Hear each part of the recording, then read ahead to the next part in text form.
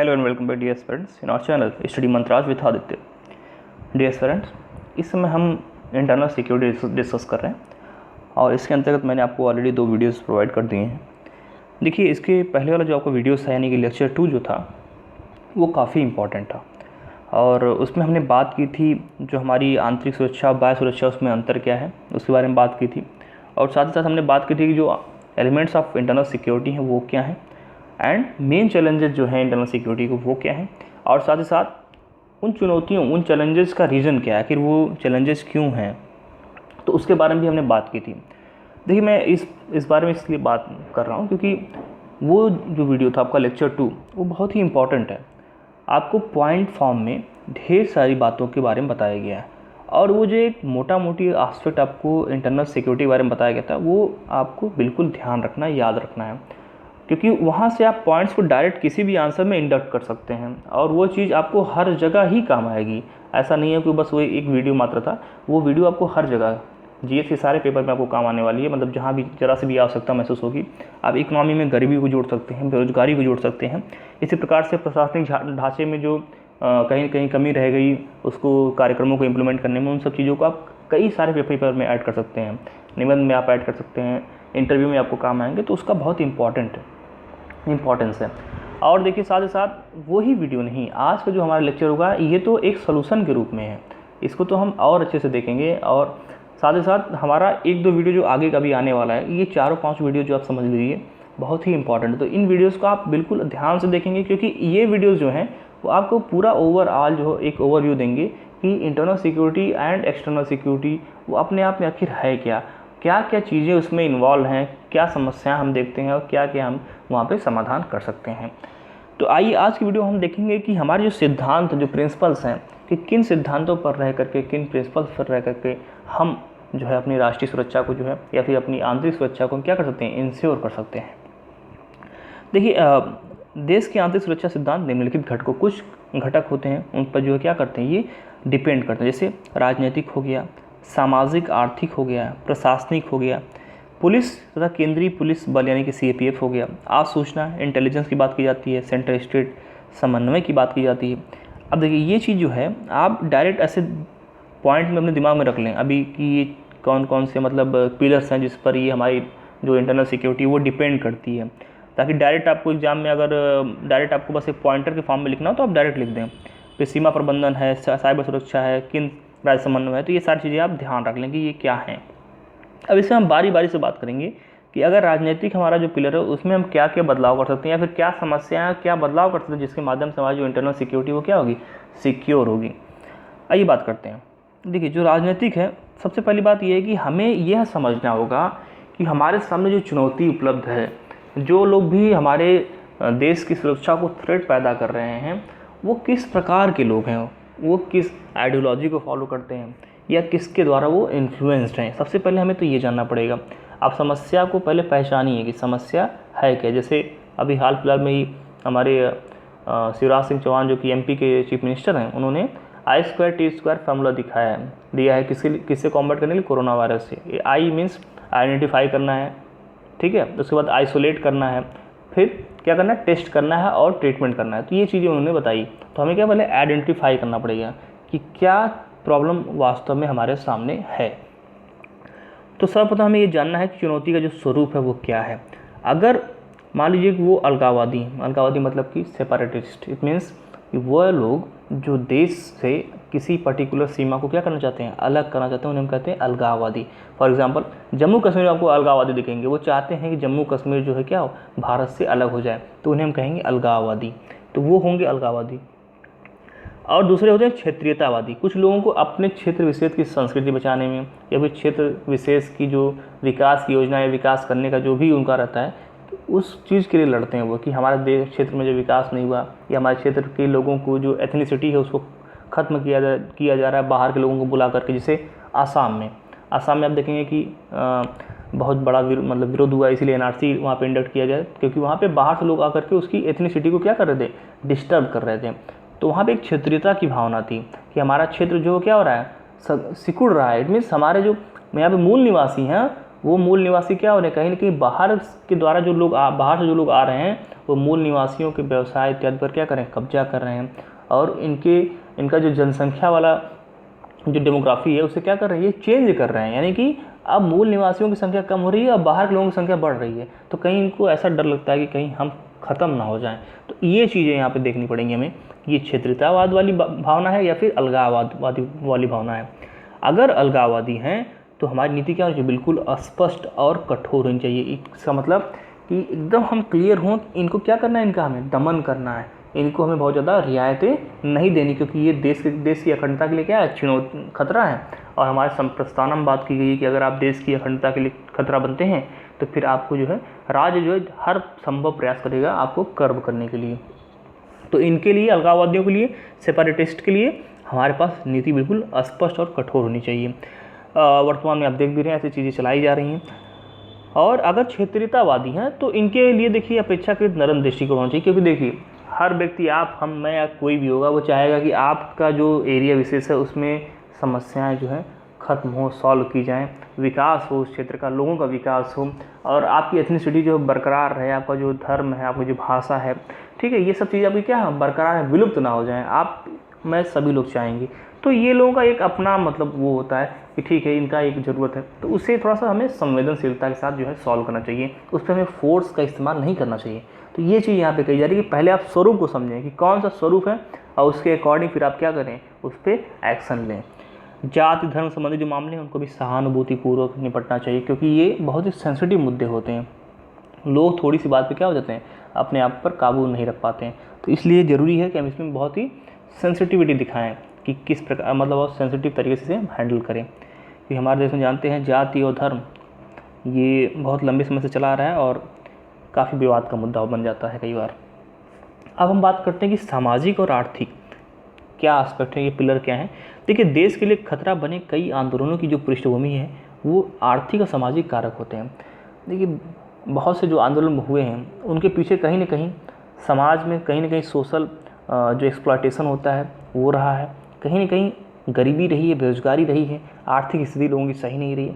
हमारे देश में इवन जो किसान मजदूरों ने जो विरोध किया था जब ब्रिटिश राज चलता था, वो भी एक कहीं ना कहीं सामाजिक एक आर्थिक कारण था। एक आर्थिक कारण की वजह से उन्होंने क्या किया, विरोध किया था। तो वो भी हम देख सकते हैं वहाँ से। और बाद में जो कई सारे जो 1857 का जो हुआ था उसमें भी आप देखें तो एक सामाजिक कहीं ना कहीं वहाँ पे कारण बहुत बड़ा था। लोग अपनी पूर्व व्यवस्था में वापस जाना चाहते थे और ढेर सारे मतलब जो चेंजेस किए, जैसे सती प्रथा को हटाया गया था और विधवा पुनर्विवाह हुआ था।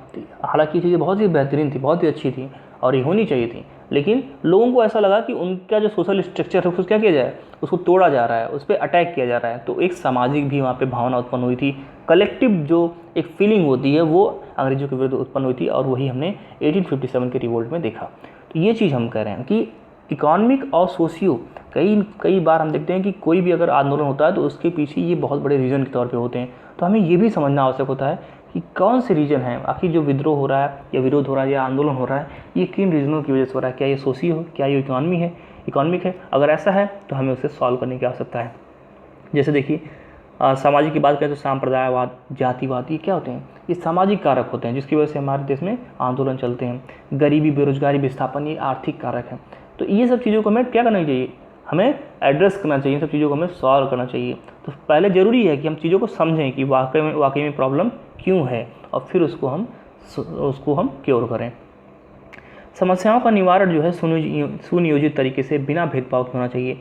सबको कल्याणकारी योजनाओं का लाभ मिलना चाहिए, कहीं पे कोई भेदभाव नहीं होना चाहिए, कोई व्यक्ति छूट ना जाए। तो ये चीज़ हमें यहाँ पे इंश्योर करनी पड़ेंगी। प्रशासनिक की बात करते हैं, देखिए कहीं से किसी से भी छुपी बात नहीं है। जो प्रॉब्लम्स है वो क्या है, भ्रष्टाचार सबसे बड़ी समस्या हमारे देश में। शासन तंत्र में अक्षमता कहीं कहीं में देखने को मिलती है, कुप्रबंधन हमें देखने, मिसमैनेजमेंट हमें देखने को मिलता है। देखिए ये चीज़ हमारे देश में काफ़ी लंबे समय से चली आ रही हैं और अभी भी विद्यमान है और जड़ें काफ़ी मजबूत हैं।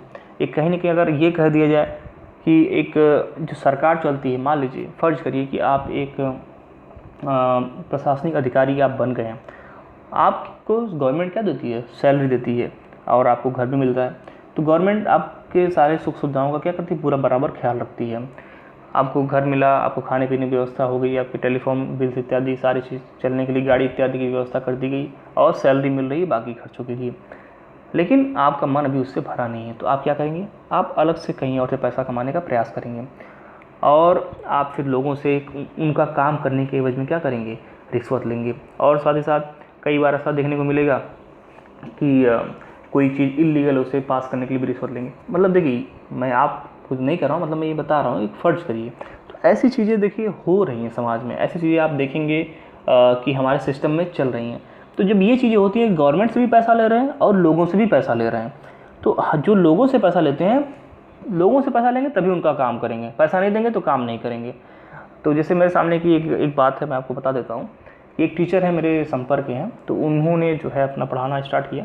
उसके बाद जैसे फर्स्ट 5 to 6 मंथ सैलरी नहीं आती है और फिर बाद में वो सैलरी आपके 1 साल बाद जो है एरियर के रूप में आपको एक साथ दे दी जाती है। तो जब उन्होंने अपना ये कहा कि भाई ठीक है, हम एरियर हमें मिल जाएगा, तुम्हारा कुछ काम हो जाएगा, कुछ काम कर लेंगे, हम एक साथ पैसे मिल जाएंगे कुछ, तो एरियर के लिए वो चक्कर लगाना स्टार्ट कर दिए। तो दफ्तर तो दफ्तर, जितने दफ्तर थे वहाँ पे शिक्षा विभाग के, सब में उन्होंने विजिट किया, लेकिन सब जो है वही डिमांड कर रहे थे कि आप जो है इतने पैसे जमा कर दीजिए, आपका काम जल्दी हो जाएगा। उन्होंने कहा कि नहीं, उन्होंने ठान ली कि हम पैसा तो जमा नहीं करेंगे चाहे कुछ भी हो जाए। और मैं आपको बता रहा हूँ, मेरे सामने की बात है, ये 2 साल तक वो लगातार जो है चक्कर काटते रहे। अंत में वो हार मान गए कि अब तो पैसा दे ही देते हैं, चलो कुछ पैसा दे दें, उसके बदले मिल जाए, क्योंकि इतना परेशान हो चुके हैं, क्या कर सकते हैं। तो जब अंत में पैसे देने की बात आई, तब जाकर उनको क्या मिला, वो उनका एरियर उनका लगा। अब आप देखिए कि गवर्नमेंट ने पैसा तो उनको दिया है, जो कर्मचारी काम कर रहे हैं उनको, कि आप जो है, जो बाकी जो सदस्य हैं गवर्नमेंट के या फिर जो आम जनता है, उनका कार्य आप करें, क्योंकि आपको हम पैसा दे रहे हैं, ठीक है। लेकिन अब वो क्या करें, सरकार से पैसा तो ले रहे हैं लेकिन काम नहीं कर रहे हैं, जब तक कि वो जिसको सर्विस देना है उससे पैसा नहीं ले रहे हैं। इसका मतलब एक पैरेलल गवर्नमेंट यहाँ पे चलाई जा रही है, सरकार से भी पैसा ले रहे हैं और जिनका काम करना उनसे भी पैसा ले रहे हैं। तो एक पैरेलल गवर्नमेंट चलाई जा रही है। तो हमारे प्रशासन में क्या है कि एक पैरेलल गवर्नमेंट चलती है, ये बात सभी लोग जानते हैं। तो ये बात है कि हमारे इस प्रशासन में क्या है, भ्रष्टाचार है, शासन तंत्र में अक्षमता, कहीं न कहीं जो एक कैपेसिटी होती है किसी एक ऑफिसर की या फिर किसी कर्मचारी की, वो कम होती है उसके पद के अनुरूप, तो ये भी एक प्रॉब्लम है। अक्षमता है, कुप्रबंधन है, कहीं मिस मैनेजमेंट है, चीज़ों को समझ नहीं पाते हैं, विजनरी नहीं होते हैं, तो ये चीज़ें यहाँ पे प्रॉब्लम करती हैं। तो इसके लिए क्या ज़रूरत है कि हमें शासन में सुधार करना चाहिए। शासन में सुधार करेंगे, सही लोगों को सही जगह पे रखेंगे, तो उससे हमारा क्या होगा, एक शासन व्यवस्था हमारी सुदृढ़ होगी। न्याय प्रणाली में तेज़ी, आप जानते हैं 3 करोड़ से ज़्यादा केसेस हमारे देश में पेंडिंग है और जजेस कितने, मुश्किल से 20 या 25 हज़ार। सुप्रीम कोर्ट में देखें तो 31 से 34 अभी बनाए गए हैं, तो बहुत ही कम संख्या है जजेस की। इनकी संख्या को हमें क्या करना चाहिए, बढ़ाना चाहिए, ताकि लोगों का न्यायपालिका के ऊपर भरोसा बना रहे। आप देखेंगे कि वर्तमान में कोई भी केस अगर दीवानी का मामला अगर चला जाता है, तो दीवानी के मामले कई सालों तक चलते रहते हैं, एक से पीढ़ी दूसरी पीढ़ी निकल जाती है और तब जाकर मामला कहीं ख़त्म होता है। तो अगर किसी व्यक्ति को, कोई जो आम नागरिक है, कोई थोड़ा सा गरीब है, अगर उसे कोई ज़मीन हड़पनी है तो आप बिल्कुल इसी प्रकार से कर सकते हैं। सॉरी। तो अब उसमें देखिए, मान लीजिए कि आपने उसकी ज़मीन पर क्लेम कर दिया, अब केस चल रहा है और आपने ना वही कुछ कर पा रहा है ना आप ही कुछ कर पा रहे हैं, तो ज़मीन क्या होगी, विवादित पड़ी रहेगी और वो लंबे समय तक के लिए हो गई। तो ये प्रॉब्लम यहाँ पे चलती रहती है। और साथ साथ कोई आपराधिक फौजदारी मामले में भी आप देखेंगे कि बहुत लंबे समय तक लोगों को सज़ा नहीं मिलती है। बहुत सारे 43% ऑफ आवर जो पॉलिटिकल जो MPs हैं, वो क्या है, उनके खिलाफ जो है क्रिमिनल केसेस दर्ज हैं, और जिसमें कि लगभग 23% जो वहाँ पे हैं उनके खिलाफ बिल्कुल हीनियस क्राइम के केसेस दर्ज हैं। तो अब वो लोग ही वहाँ पे पावर में हैं और वही क्या कर रहे हैं, अपराध कर रहे हैं। तो अब अपराधी को साफ कौन करेगा, बिल्कुल अब आप अपने ही पैसे अपने ही डंडे से अपने पैर पे तो लाठी मारेंगे नहीं। तो न्याय प्रणाली में क्या होनी चाहिए, तेज़ी होनी चाहिए। कानून प्रवर्तन तंत्र को मजबूत बनाना चाहिए, जो हमारा कानून इम्प्लीमेंटेशन, जो हमारी एजेंसीज़ हैं, वो क्या होनी चाहिए, मजबूत होनी चाहिए। पुलिस या सिविल सेवा तंत्र को क्या करना चाहिए, जो बाहरी राजनीतिक प्रभावों से दूर रखना चाहिए। बहुत ज़्यादा पॉलिटिकल इंटरफेरेंस होता है, आप देखेंगे कई सारे IPS के इंटरव्यूज़ भी आपने देखा होगा, उसमें कई बार वो कहते हैं कि हाँ इंटरफेरेंस काफ़ी ज़्यादा होता है, लेकिन हमें उसे डील करना पड़ता है, because that is our job. Okay, तो ये चीज़ हमें प्रशासनिक चीज़ों में दिखाई देती हैं। आइए आगे बढ़ते हैं। देखिए, पुलिस और CAPF यानी कि सेंट्रल आर्म पुलिस फोर्सेज, और सिर्फ सेंट्रल आर्म पुलिस फोर्सेज नहीं, बाकी भी जो हमारे इस प्रकार के तंत्र हैं उन सब की बात की जा रही है। पुलिस CAPF पर अत्याचार एवं संवेदनहीनता के आरोप लगते हैं, जैसे अफस्पा कानून के बारे में आप जानते होंगे, arm forces special power act. ये एक ऐसा एक्ट है जिसके माध्यम से पुलिस जो है तो उसको कहीं भी किसी को भी चेक करने का पूरा आदेश मिल जाता है।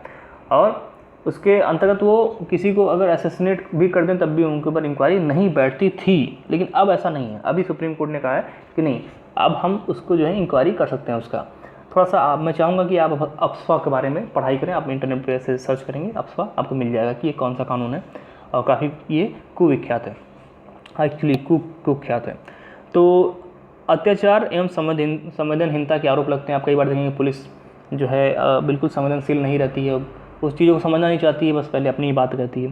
तो इन सब चीज़ों को भी हमें सुधारने की ज़रूरत है। जो पुलिस रिफॉर्म है, जो कि I think Rakesh Singh committee है, हाँ शायद राकेश सिंह कमेटी ही है जिन्होंने पुलिस रिफॉर्म पर जो है प्रेसिडेंट को अपना रिपोर्ट सौंपा था। अब इसे एक बार चेक कर लेंगे।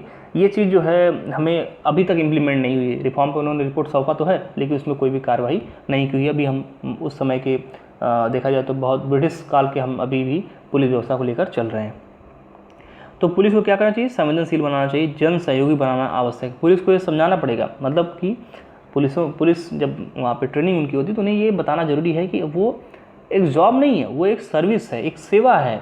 पुलिस एक सेवा है, तो उसको सेवा की तरह करें, न कि एक जॉब की तरह करें। तो यहाँ पे ज़रूरी है ये सब चीज़ों को समझाने की। और पुलिस तथा CAPS में समन्वय की भी आवश्यकता है। कोऑर्डिनेशन होगा तभी एक दूसरे को समझेंगे, एक दूसरे की कार्यप्रणाली को समझेंगे और एक दूसरे के साथ सहयोग करना शुरू करेंगे। तो हमें इन दोनों में कोऑर्डिनेशन की भी आवश्यकता है। आज सूचना यानी कि इंटेलिजेंस की बात अगर हम कहें तो most important part of the internal security, ये इंटरनल सिक्योरिटी सबसे इंपॉर्टेंट पार्ट है। अगर आपके पास सही इन्फॉर्मेशन तो आप आधी जंग ऐसे ही जीत जाते हैं। ये बहुत ही फेमस कोटेशन है। तो इन्फॉर्मेशन जो है सबसे इंपॉर्टेंट है किसी भी जंग को जीतने के लिए।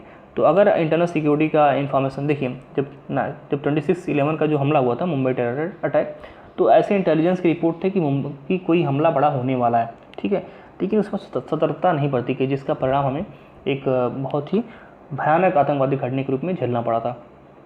तो ज़रूरी है कि आप इन्फॉर्मेशन बिल्कुल क्या करें, एकदम मजबूत रहें इन्फॉर्मेटिव रूप से। और आपका जो सूचना तंत्र है वो बहुत ही स्ट्रांग होना चाहिए। सूचना तंत्र दृढ़ एवं तेज बनाने की आवश्यकता है। एकल सूचना तंत्र की भी जरूरत है, जैसे मल्टी एजेंसी सेंटर ने अच्छा कार्य स्टार्ट किया, मैक ने अच्छा कार्य स्टार्ट किया। तो इस प्रकार के तंत्र की आवश्यकता है जहाँ पे सारी सूचनाएं एक ही जगह मिल जाए। क्योंकि देखिए कई बार ऐसा होता है कि अलग अलग एजेंसी, मान लीजिए कि एक आदमी है, एक व्यक्ति है, वो क्राइम करता है, तब वो क्राइम करता है तो उसका क्राइम डाटा मान लीजिए ED के पास है, ठीक है ना, इन्फोर्समेंट डायरेक्टरेट के पास है। लेकिन फिर वो क्राइम करता है, कुछ अलग प्रकार का क्राइम करता है जो कि ED के ज्यूरिसडिक्शन में नहीं आता है, तो ED उस पर जो है जांच नहीं करेगी। तो मान लीजिए वो जांच करेगी CBI, या फिर मान लीजिए कि आपका पुलिस कर रहा है जांच, तो अभी वो पुलिस के डेटा में गया, तो अभी उसका पुलिस में अलग डेटा है और ED में अलग उसका डेटा है, ठीक है। तो ये चीज़ क्या है, अलग अलग है। लेकिन अगर हम कोई एक ऐसा प्लेटफॉर्म बना दें जो क्या करे, इन सारे ही एजेंसीज के जो डेटा है उनको क्या करे, एक साथ लेकर आए, तो हम उस व्यक्ति को एक साथ देख पाएंगे ये व्यक्ति किन किन क्राइम्स में क्या रहा, इन्वॉल्व रहा है। तो वही चीज़ कही जा रही है कि यहाँ पे एक एकल सूचना तंत्र उसकी आवश्यकता है। इसके देखा जाए इसमें तो जो मल्टी एजेंसी सेंटर ने अच्छा कार्य भी किया है। तो ये चीज़ हम यहाँ पे आवश्यक समझते हैं कि इस प्रकार का कोई सूचना तंत्र हो। और देखिए केंद्र राज्य समन्वय भी बहुत आवश्यक है, क्योंकि कई बार हम देखते हैं कि सेंटर स्टेट कोऑर्डिनेशन नहीं मिलता है। इसके कई एग्जांपल आपने रिसेंट में देखे होंगे, जैसे फॉर एग्जांपल वेस्ट बंगाल का एक एग्जांपल था जहाँ पे CBI की टीम को जांच करने से रोका गया और वहाँ के चीफ मिनिस्टर धरने पर बैठ गए। तो ये कुछ इंसिडेंट है, और भी कई सारे इंसिडेंट है जो कि आप चाहें तो रिसेंट पॉलिटिक्स में देख सकते हैं। तो समन्वय की यहाँ पे आवश्यकता है, क्योंकि इंटरनल सिक्योरिटी की बात है तो वहाँ पे हमको बाकी मुद्दे जो हमारे विवाद के उसको हमें दरकिनार करते हुए उस पर ध्यान रखना चाहिए। सीमा प्रबंधन की देखिए बात करें तो आप जानते हैं कि सीमा बहुत ही इंपॉर्टेंट चीज़ है और हमारे देश में कई बार हमले जो है सीमा पार से ही हुए। 26/11 भी सीमा पार से हुआ और कई सारे आतंकवादी घुसपैठ करके सीमा में घुसपैठ करते हैं और हमारे देश में आते हैं और आतंक फैलाते हैं। तो ये सीमा प्रबंधन की बात करें देखिए चीन, पाकिस्तान तथा बांग्लादेश से घिरे हैं। क्यों इन तीनों का नाम लिया गया? क्योंकि इन तीनों के साथ हमारा युद्ध हो चुका है। बांग्लादेश यानी कि पूर्वी पाकिस्तान की बात करें, डायरेक्ट हमारा बांग्लादेश से कोई युद्ध नहीं हुआ है, हमारा युद्ध हुआ है पूर्वी पाकिस्तान जो 1971 में हुआ था, क्योंकि उस समय बांग्लादेश नहीं बना था और वो पूर्वी पाकिस्तान का हिस्सा था। तो इनसे हमारे युद्ध हो चुके हैं। तो आप सोचिए कि जिन देशों से हमारे युद्ध हो चुके हैं वो हमारे पड़ोसी हैं, तो उनसे आप क्या मित्रता का मतलब सोच सकते हैं, उम्मीद कर सकते हैं? नहीं कर सकते हैं।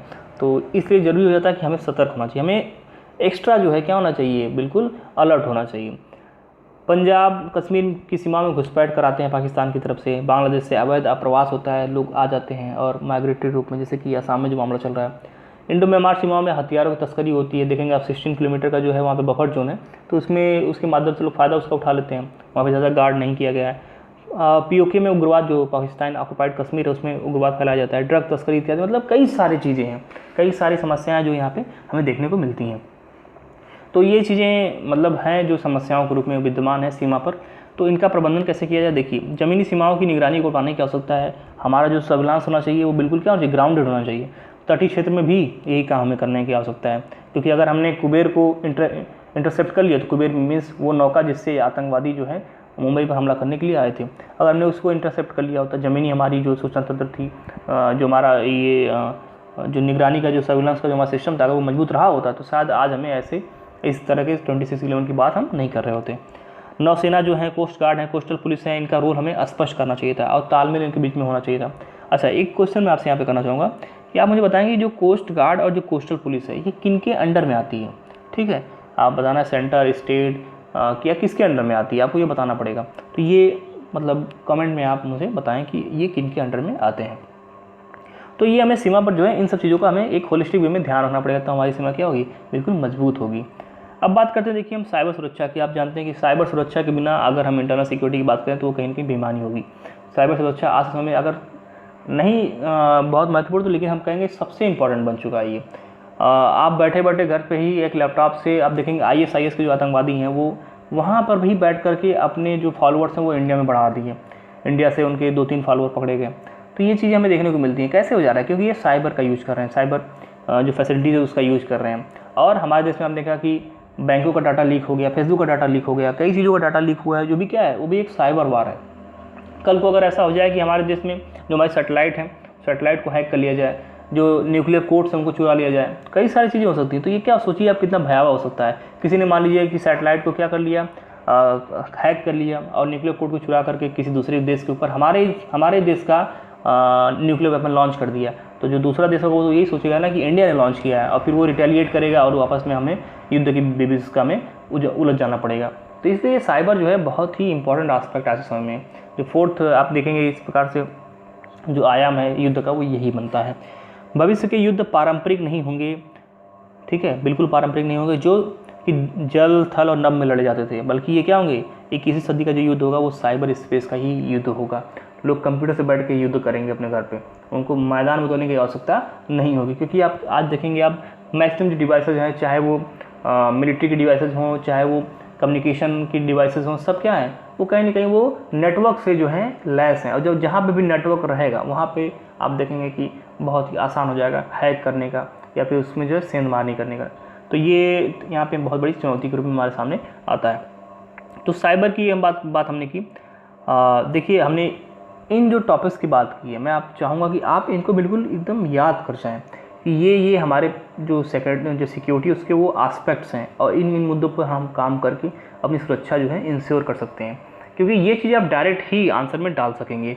और आगे जैसा कि कुछ लोगों ने कहा था, हालांकि मेरा वो तरीका ही है, मैं आपको प्रश्न दूंगा, क्वेश्चन दूंगा आपको सॉल्व करने के लिए, और आपको उन क्वेश्चन के आंसर जो है लिख करके स्वयं से इवेलुएट करने की आवश्यकता होगी। हालांकि मैं प्रयास करूंगा कि कुछ आपके लिए ऐसा व्यवस्था करूं जिसके माध्यम से आपके आंसर मैं खुद भी देख पाऊँ, तो उसके बारे में हम बाद में चर्चा करेंगे। तो डियर स्टूडेंट, ये रहा हमारा आज की वीडियो जिसमें हमने चर्चा की कौन कौन से जो इंपॉर्टेंट एस्पेक्ट हैं, जो प्रिंसिपल्स हैं हमारे सिक्योरिटी के, वो हमें देखने हैं। तो इसके बाद मिलते हैं अपने अगले वीडियो में, तब तक के लिए नमस्कार।